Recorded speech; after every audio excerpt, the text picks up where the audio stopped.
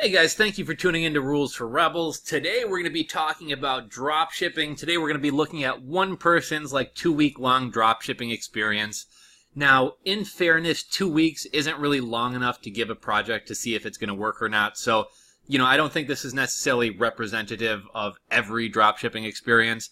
But I will say I think this gentleman's experience is a lot more realistic and a lot more common than all these YouTubers who claim to be making $100,000 or doing $100,000 in sales their first 2 weeks or 30 days or whatever else.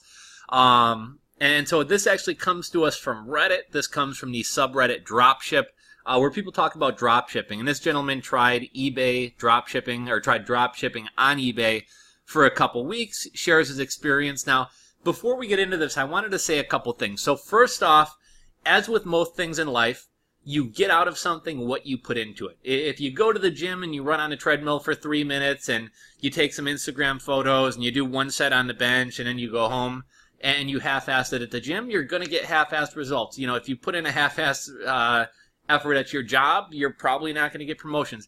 As with anything in life, you get out of it what you put into it, and drop shipping or even just starting a business in general is no different than that. If you're not willing to put in any effort, if you're not willing to put in any money, if you're not willing to take any risk, you're probably not going to get a whole lot out of it. If you approach something as a hobby, you're probably going to get hobby results. If you approach something as a business, you're not guaranteed to succeed, but at least you have a chance of getting real money and having real results. Now, when it comes to half-assing things, the only way you can make money online doing something half-ass or easy or lazy, at the very least, is if what you're doing is unique. Now, I just wanted to touch on this real quick. I was actually going to make a video dedicated to this topic.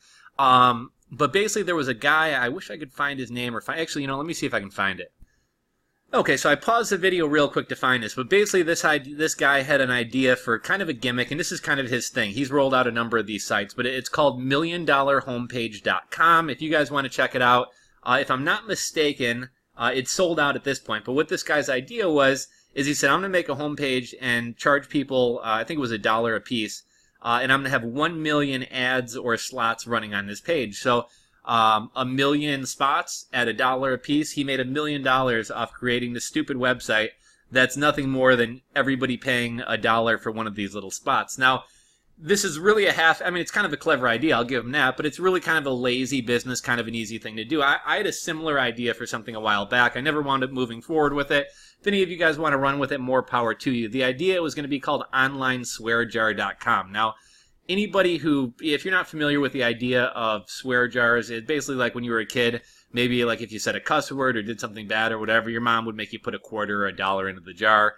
Some adults do this. Some people do this for themselves. If I smoke a cigarette, I got to put $1 in a jar. If I bite my nails, it's basically meant to curb your behavior. So I had kind of, it's definitely very gimmicky, but I had kind of the stupid idea to make a website called OnlineSwearJar.com. It would be a very simple website, something just like this, and it would just be a jar, and on the jar, on the label, like a mason jar with a label, it would say Online Swear Jar, and people, if they wanted to, could come to the website, click a button, and when they do something that they're not supposed to do, whether it be smoke, bite their nails, not work out today, whatever it is, put $1 into the swear jar, put $5 into the swear jar. If somebody actually wants to set this up, if you actually marketed it in a clever and funny way, you could probably actually make some money very passively. But my point is, the only way you're going to make money off doing something stupid or easy or lazy is if it's kind of creative and unique. If you're doing something everybody else is doing and you're putting in a half-ass effort, it's not going to come out very well. Now, before we get into this kind of dropship case study or what this guy did, I wanted to share another example of somebody I was talking to recently. So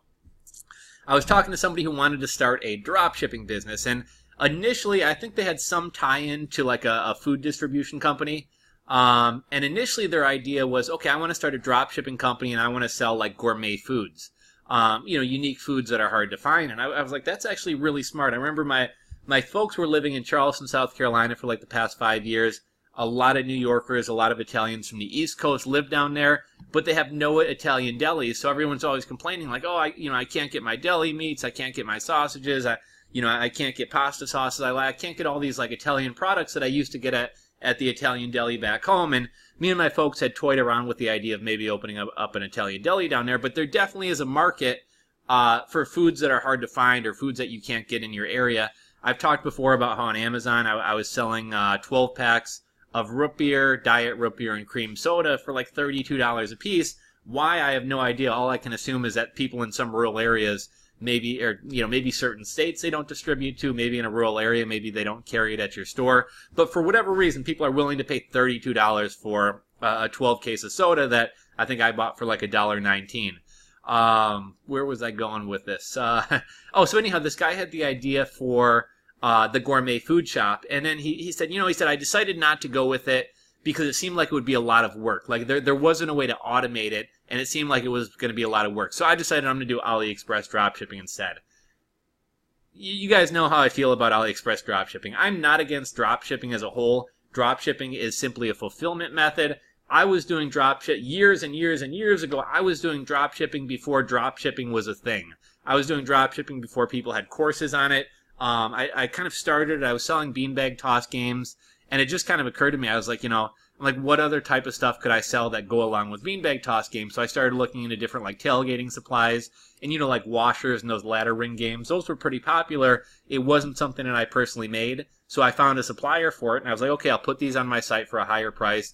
If somebody buys beanbags and they're also interested in this, I can also sell this. And I also did it with this grill that attaches to like a hitch on the back of your car. But, I'd never heard of dropshipping. There were no courses on dropshipping. It's just kind of something that occurred to me. So I'm not against dropshipping.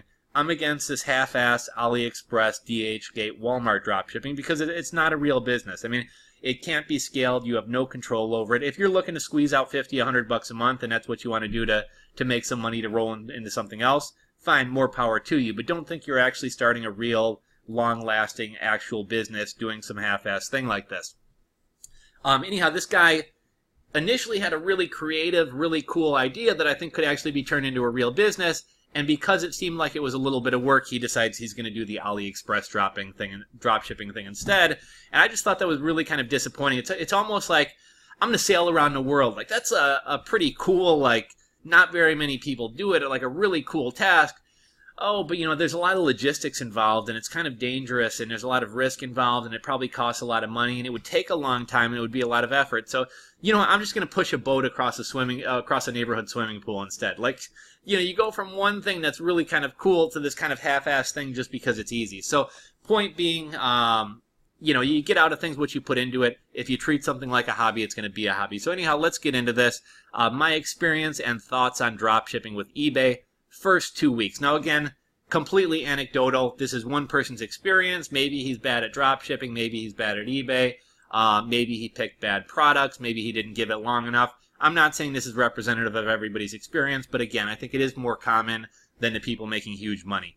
So, a little warning. This is this is about a notch higher than a total shit post, so proceed with caution.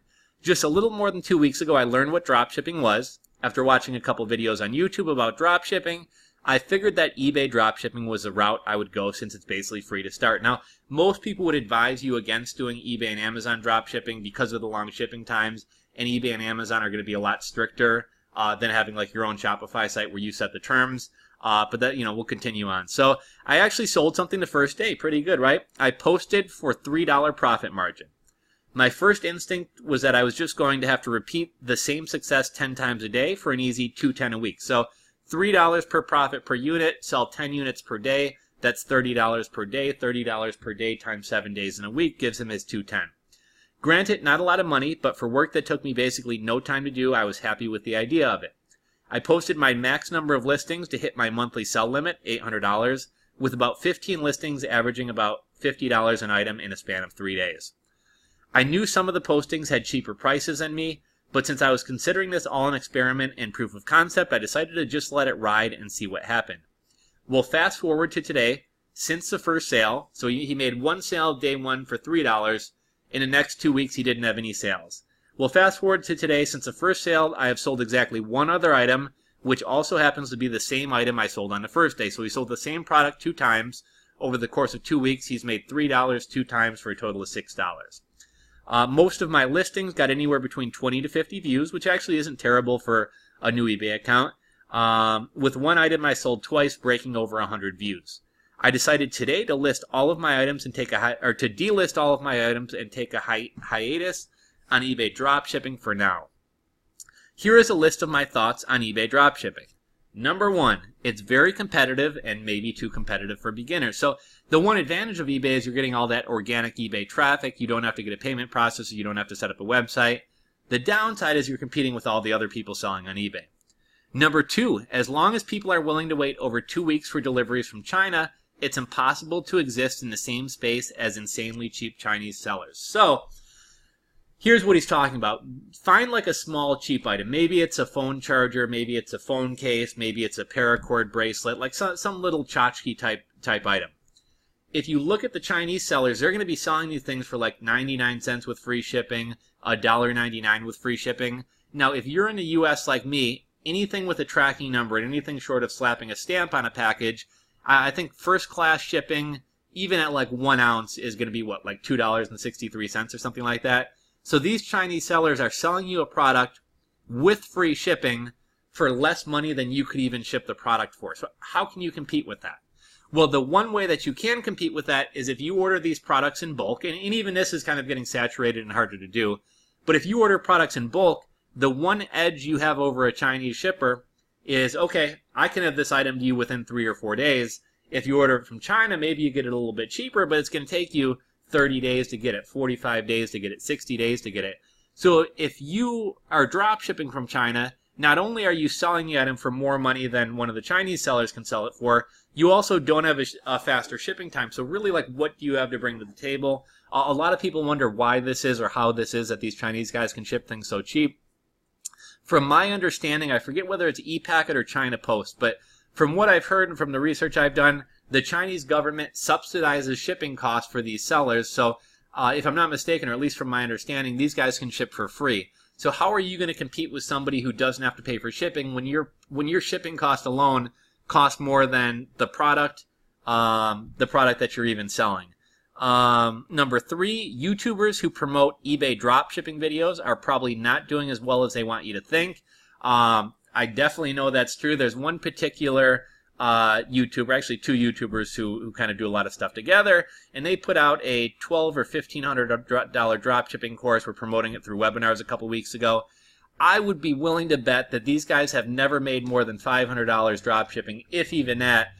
Yet they actually made a video the other day talking about how they made over $210,000 in one single day selling a course to other people teaching them how to dropship. So there's a lot more money in selling people a pipe dream and selling them a falsehood and convincing them they can make money dropshipping and selling them a $1,500 course on it than there actually is to be doing the actual activity they're supposedly teaching you with it, which is dropshipping.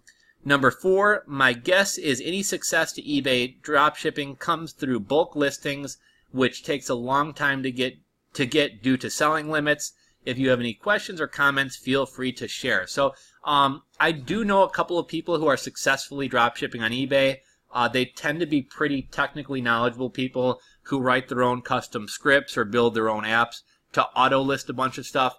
And not only auto list a bunch of stuff, but like they may have, you know, the couple people that I know who are actually making a little bit of money dropshipping, they're not making a fortune, but they're basically like importing a bunch of products from Walmart, Bed Bath & Beyond. They may have 5, 10, 15 different stores that they're dropshipping from. They're literally like importing every product off of Target.com, every product off of Costco, every product off of Bed Bath & Beyond. And they also have it set up to kind of track inventory. So if one of these companies' websites goes out of stock, it'll automatically like pull down their listing. If Walmart changes their price, it will automatically reprice their eBay listing. And this is really the only way to do it, because otherwise you're going to run into situations where, you know, you listed something a month ago, it finally sells now. Now Walmart no longer has it in stock and you can't fill the order. Or you list something for $10 because Walmart's selling it for $5, and 30 days from now when your item finally sells, or 60 days from now when your item finally sells, well, now Walmart's selling it for $15 and you're having to fulfill this order at a loss just to get the product out to your customers. So in my opinion, that's the only way to really make money, is to do this on a huge scale. And even then, like, it's probably not worth all the time and effort. And unless you're incredibly technically savvy to kind of set all this up in an automated fashion, you're not going to be able to have 50,000 listings. Plus, starting with a new eBay account, you're not even going to be able to list that many things in the first place. So that's my little rant. That's my little ramble. Just wanted to share this with you guys. I think this, again, completely anecdotal, only gave it 2 weeks. Maybe he sucks at it. Maybe he picked bad products.